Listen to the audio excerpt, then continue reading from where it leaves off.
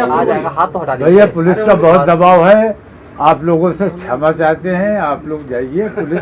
Police ये भी नहीं चाहती कि हम प्रेस तक अपनी बात पहुंचा सके। हाथ पैर बांध के रख दिए हैं बिल्कुल। उत्तर प्रदेश में बल्कि पूरे देश में इस वक्त जंगल राज की सी स्थिति है। मेरे मीडिया प्रभारी के घर पे नोटिस चस्पा कर दिया गया क्योंकि मैंने आप लोगों को इत्तला देने के लिए उनसे कहा था। तो अब आप जान रहे कि भाई मीडिया प्रभारी को किस बात का नोटिस दिया गया है। सरेदस्त मेरा इतना कहना है कि जो हालात उत्तर प्रदेश के हैं वो किसी से छुपे नहीं हैं और हर बाशऊर आदमी इस बात को महसूस करता है कि ये सब जो कुछ भी हो रहा है ये जुल्म है और जुल्म की इंतहा है। मैं किसी ख़ास की हिमायत या मुखालफत नहीं करना चाहता, मैं सिर्फ इतना कहना चाहता हूँ कि विकास दुबे से लेकर आज तक जितने इनकाउंटर हुए हैं उन सबके दोषी अगर कोई है तो सिर्फ एक आदमी है।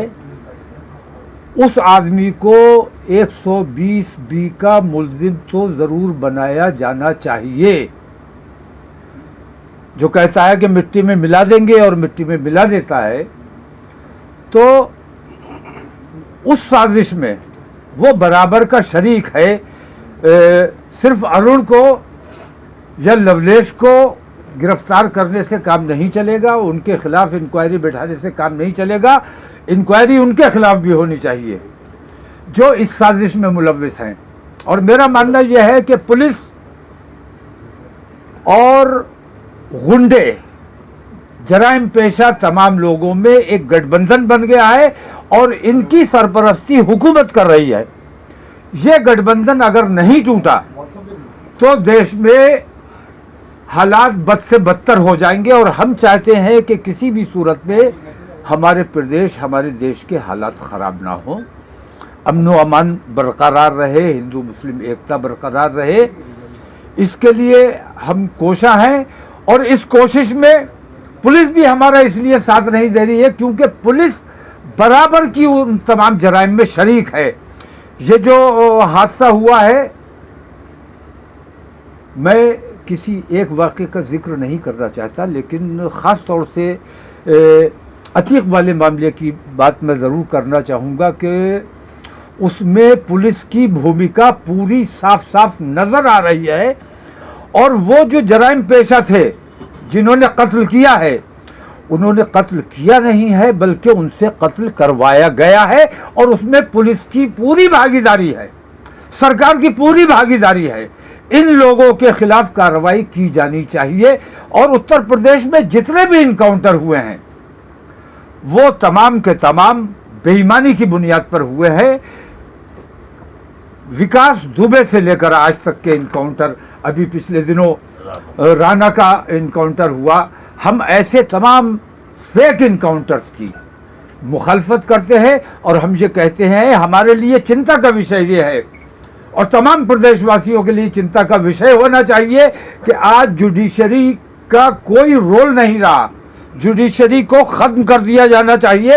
अगर पुलिस स्टेट बना दिया गया है हमारे उत्तर प्रदेश को, गन और बुलडोजर के नाम के जरिए अगर फैसला किया जाना है तो अदालतों की कहीं कोई जरूरत नहीं है। अदालतें बंद की जाएं और अगर अदालतें जिंदा रखनी है तो अब इन तमाम जो जराइम में शामिल है उनके खिलाफ मुकदमा कायम किया जाना चाहिए। अतीक और अशरफ पे पूरे हत्याकांड में किसको मानते हैं कि किसकी संलिप्तता है? मैं अतीक और अशरफ की बात नहीं कर रहा हूं, मैं कह रहा हूं कि विकास दुबे से लेकर आज तक के तमाम इनकाउंटर की जांच होनी चाहिए।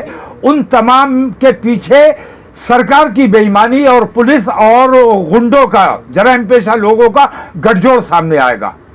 पुलिस का राज खत्म होना चाहिए और कानून का राज कायम होना चाहिए। पुलिस जिस तरह का रवैया अख्तियार किए हुए किसी को बोलने नहीं देना चाहती, 144 लगा दी, जब चाहे कर्फ्यू लगा दे, जबान की तालाबंदी, बोलने पर पाबंदी, ये बर्दाश्त नहीं किया जाएगा। कोई धारा लगा दो, कोई मुकदमा कायम कर दो, कर्फ्यू लगा दो, इंशाअल्लाह हम परसों धरने पर बैठेंगे इन तमाम चीज़ों के खिलाफ कि या तो अदालत को जिंदा रखो या इन तमाम लोगों के खिलाफ जो इन जराइम में शामिल हैं बराबर के, उनके खिलाफ कार्रवाई करो। सिर्फ बरेली में धरना होगा या पूरे प्रदेश में होगा? मैं जो काम बरेली से शुरू करता हूं वो पूरे देश में फैलता है।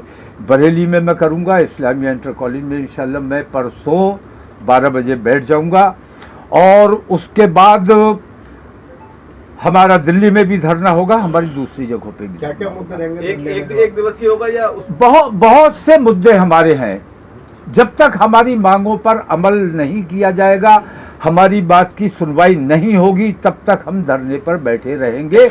और हो सकता है कि गिरफ्तार कर लिया जाए, गिरफ्तारी की परवाह नहीं है। हम ये चाहते हैं, हमें कोई परवाह नहीं है कि कुछ रोज़े बाकी हैं, अगर वो रोज़े हमें जेल में गुजारने पड़ते हैं या ईद हमें जेल में मनानी पड़ती है, तो ऐसी सरकार में, ऐसी बेईमान सरकार की मौजूदगी में, ऐसी बेईमान पुलिस और प्रशासन की मौजूदगी में हम आज़ाद रहने से बेहतर समझते हैं कि हमें जेल में डाल दिया जाए। अंग्रेज़ों से ज़्यादा जुल्म इस वक्त हिंदुस्तानियों पर किया जा रहा है, और पुलिस और हुकूमत इसमें हिंदू मुसलमान नहीं देख रही है। मैं ये देखता हूँ तमाम लोगों के साथ जो अन्याय हो रहा है, रेप हो रहे हैं, मर्डर हो रहे हैं खुलेआम, मतलब कानून का राज खत्म हो गया है। हम ये चाहते हैं कि कानून का राज स्थापित होना चाहिए, अदालतों की अहमियत बरकरार रहनी चाहिए, और ये पुलिसिया राज जो है, पुलिस स्टेट जो बना दिया गया है हमारे प्रदेश को, ये खत्म किया जाना चाहिए। आप धरने की बात कर रहे हैं, प्रदेश में धारा 144 लगी, 4 से अधिक लोग, आप धरने की बात कर रहे हैं? नहीं, 144 लगी है और बात है, कर्फ्यू लगा होता तब भी हम अपनी बात कहने के लिए, धरना देने के लिए पाबंद थे और धरना देते। कर्फ्यू लगा दें तब भी इंशाल्लाह धरना परसों इंशाल्लाह 12 बजे दिया जाएगा। आपने ये बताइए, और ज्ञापन किसी को नहीं दिया जाएगा, क्योंकि ऊपर से नीचे तक एक भी ईमानदार आदमी बताओ जिसे हम ज्ञापन दे सकते हैं। मैं सतपाल मलिक जी की हिमायत करता हूं, पूर्व गवर्नर जम्मू कश्मीर, उनकी हिमायत करता हूं, और उनके सवालात के जवाब, मेरे सवालात के जवाब मत दो, सतपाल मलिक के सवाल के जवाब दे दो, मैं उससे संतुष्ट हो जाऊंगा। लेकिन ये पुलिस कस्टडी में मौत होती है, अगर बात की जाए तो उन पे सैकड़ों मुकदमे दर्ज थे, उन्होंने भी कोई अच्छे काम नहीं ऐसे से मैं अतीक की बात ही नहीं कर रहा हूं, मैं अतीक की बात नहीं कर रहा हूं, मैं तो विकास दुबे से लेकर आज तक की बात कर रहा हूं। जितने इनकाउंटर हुए हैं वो सारे फेक हैं, वो सब झूठ पर आधारित हैं। और अगर आप अतीक की बात करते हो कि उस पर इतने मुकदमे थे, तो और कितनों पर कितने मुकदमे हैं, उन तमाम के साथ क्या ये कार्रवाई की जानी चाहिए? क्या ये कार्रवाई जायज है? जो करवाया गया वो ठीक है? हजरत, पुलिस की कस्टडी में ये हत्या हुई है, क्या कहना चाहेंगे?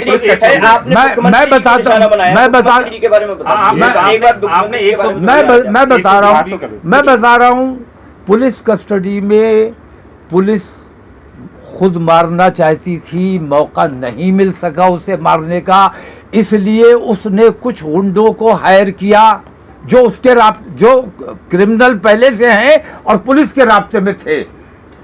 पुलिस ने उन लोगों को लालच दिया और उसे ये बताया गया कि भारतीय जनता पार्टी की सरकार है, तुम्हारा कुछ नहीं होगा, तुम इनका खुलेआम कत्ल करो, तुम हीरो बना दिए जाओगे और कल तुम एमपी बनोगे, मिनिस्टर बनोगे भारतीय जनता पार्टी की सरकार में। तो ऐसे लालच दे दे के ये काम कराए जा रहे हैं।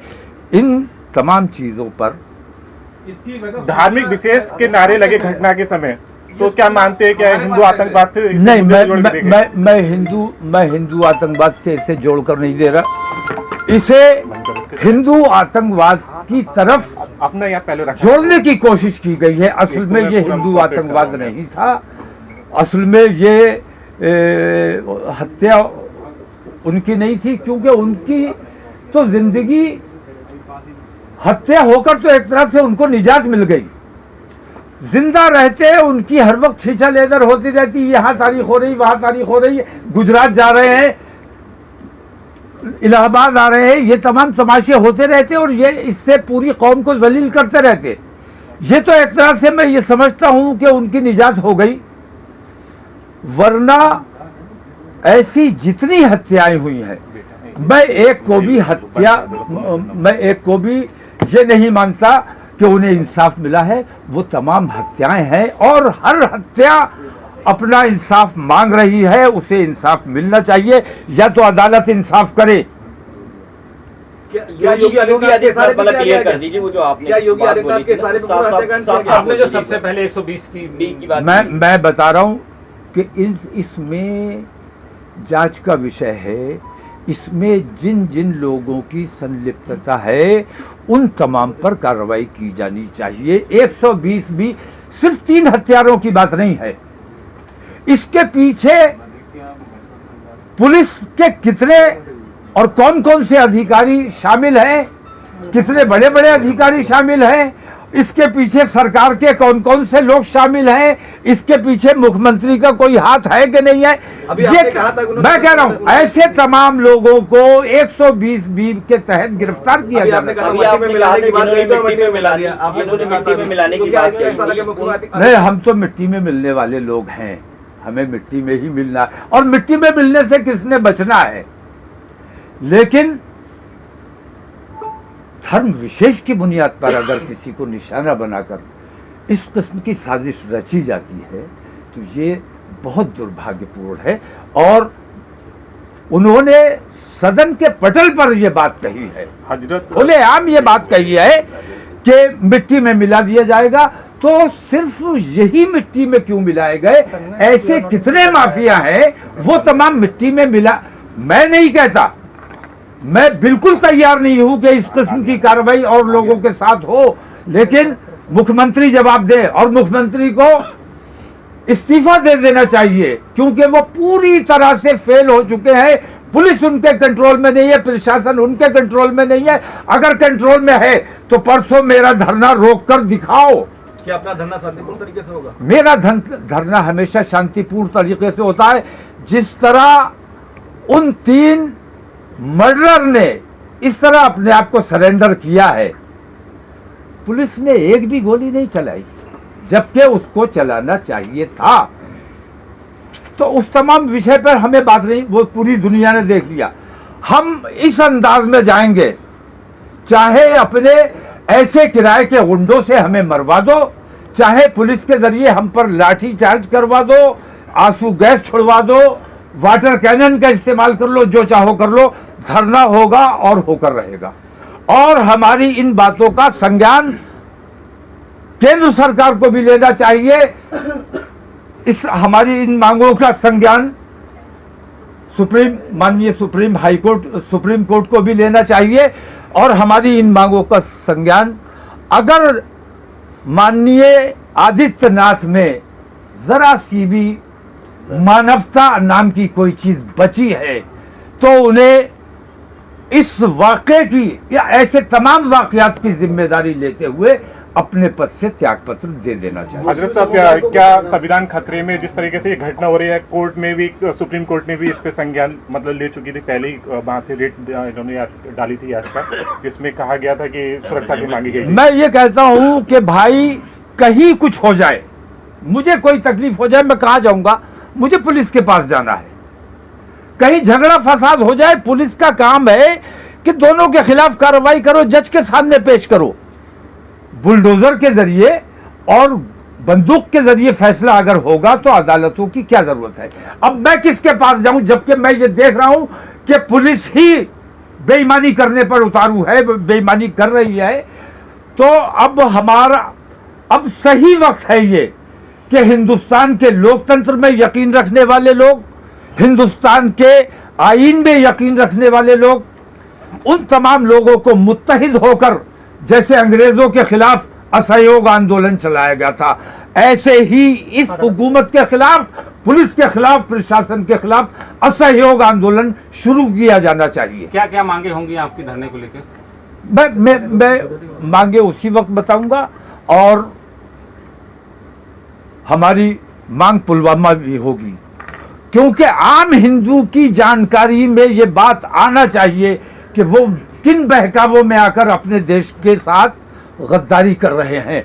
मैं समझता हूं कि उनको बहकाकर उनका गलत इस्तेमाल किया जा रहा है और देश को नुकसान पहुंचाने का आम आदमी काम कर रहा है, सिर्फ हिंदू मुस्लिम की बुनियाद पर। मैं पूछता हूं, हाथ जोड़कर पूछता हूं, आम हिंदू से पूछता हूं, मेरी खता क्या है? मुझे मेरी खता बताओ। क्या मुसलमान होना मेरी खता है? मैं कभी आपके धर्म पर कोई उंगली नहीं उठाता हूं। मुझसे आपको क्या तकलीफ है? मैंने आपको क्या तकलीफ पहुंचाई है? किस वजह से मुझसे इतनी नफरत की जाती है कि मुझसे कारोबार करने को तैयार नहीं, मेरे साथ बैठने को तैयार नहीं, मुझसे दोस्ती करने को तैयार नहीं? मैंने ऐसी क्या खता कर दी है? मैं अपने हिंदू भाइयों से हाथ जोड़कर दरख्वास्त करता हूं कि अपने दिल पर हाथ रखकर सोचो कि मुसलमानों ने तुम्हारे साथ ऐसा कौन सा बुरा काम किया है जिसकी वजह से मुसलमानों से इस कदर नफरत है।